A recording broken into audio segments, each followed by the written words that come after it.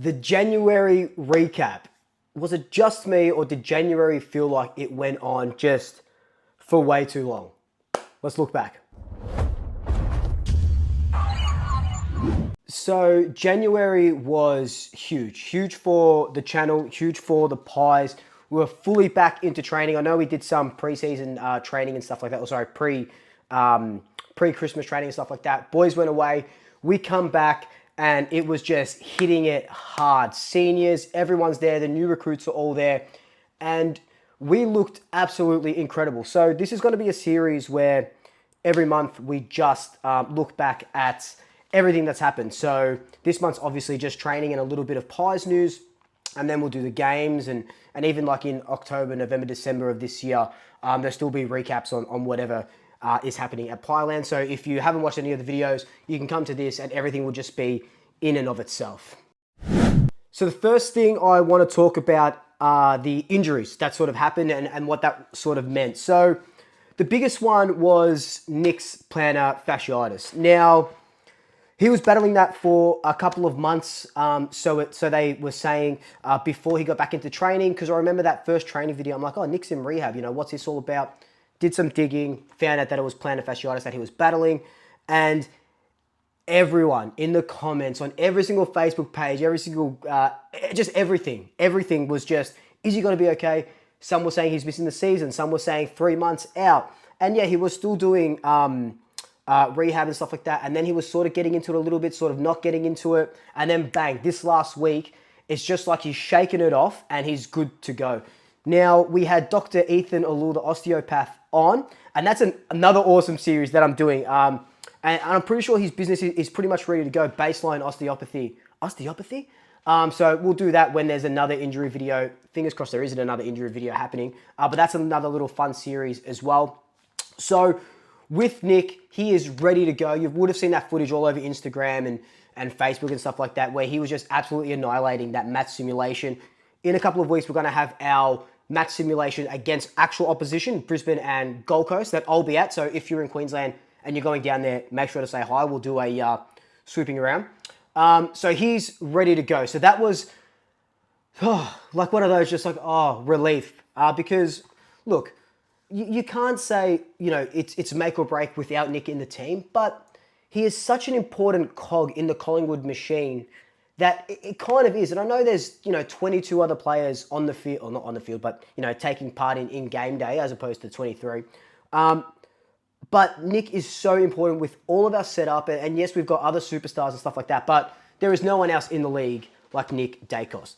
The next biggest one was Tom Mitchell. Now, Tom, in the early videos, the training videos, I said he looked just leaner than he ever has, stronger than he ever has. And I don't believe in curses, I don't believe in jinxes, but after I kind of say that, of course he gets that stress fracture in his metatarsal, on his foot and his toe, and he's in a moon boot. So it was just so sad, right? Because we know he's not young anymore, so the rehab's going to take a little bit longer, but now he's doing some light jogging. He's not training with the boys, but he's out there on the ground in the last week or so. So that's been great to see. He's out of his moon boot. He's kicking. Is it going to be another month or so? We definitely won't see him any of the practice games. We probably won't see him. Look, I'm not a doctor or anything, but maybe we see him rounds 2 or 3, if that, if we're lucky. The club hasn't come out and said what the full extent of the sort of injury is and how long it's going to be. They did promise that once he's out of the moon boot, they'll reassess and let us know. They haven't let us know yet, but that will be coming. Now, there has been a couple of injuries here and there. We know Harvey Harrison is progressing really well with that ACL injury.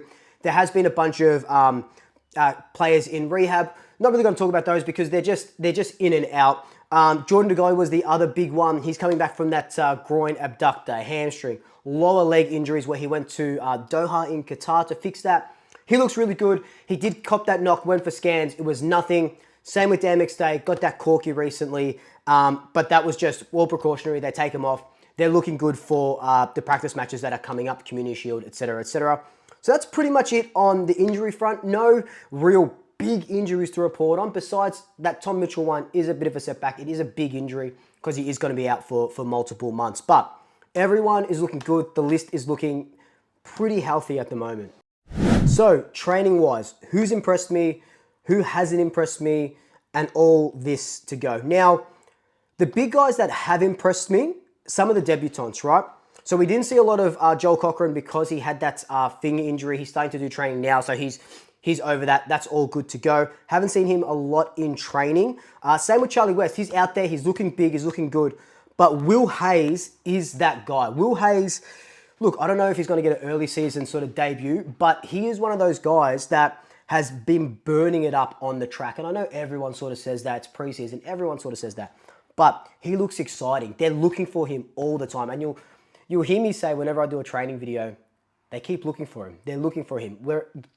Doesn't matter who I'm talking about, but they are looking for him. And he's quick. He's exciting. Working in tandem with Bobby Hill.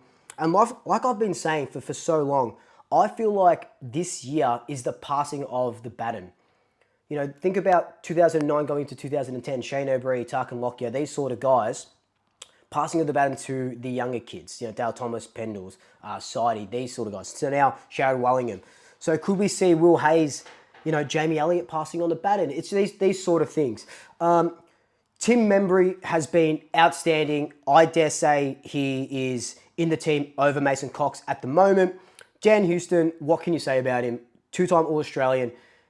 And I didn't appreciate it when he was at Port Adelaide because I didn't want to watch a lot of Port Adelaide games. But his precision kicking is just something to behold. Like I've said, it's like having Nick Dacos on the half-back line and Nick Dacos in the middle. That's what you're getting with Dan Houston. And same with Harry Perryman. He started off really strong in the preseason, has flown under the radar a little bit, but even I have him ahead of Will Hoskin-Elliott, and I'm the biggest Will Hoskin-Elliott fan. I love Will Hoskin-Elliott. I love our Swiss Army knife. But I think Perryman is going to be that sort of Swiss Army knife replacement. But in saying that, with the Tom Mitchell injury, they probably put Perryman as an inside mid permanently and then have Will Hoskin-Elliott still play. But dare say Harry Perryman hasn't been training with the backs at all, so look out for him just in the middle. Now, with our normal guys, Isaac Quaynor has absolutely been burning it on the track. He looks leaner. I think he said he dropped 5 or 6 kilos with a keto diet, and he looks just as quick as 2023, maybe a little bit quicker. We know he dipped his colors a little bit in 2024, but he's going to be back with a vengeance. Same with Patrick Lipinski. See him on the wing. I know I have him as a super sub in my best 23s and stuff like that, but most likely on a wing. Josh Dacos as well. I didn't mention him in injuries, but he's in full training. He's just been training with the halfbacks in the back line.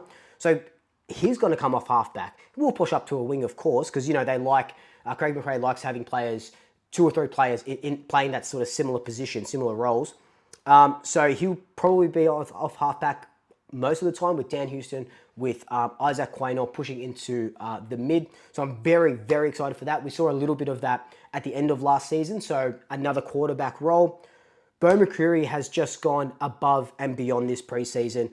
I think he should get minutes in the midfield because I think Lockie Schultz can take over that attacking defensive side, but Bo will play that high half forward. But I wouldn't mind him in the middle, that Dane Swan-esque type.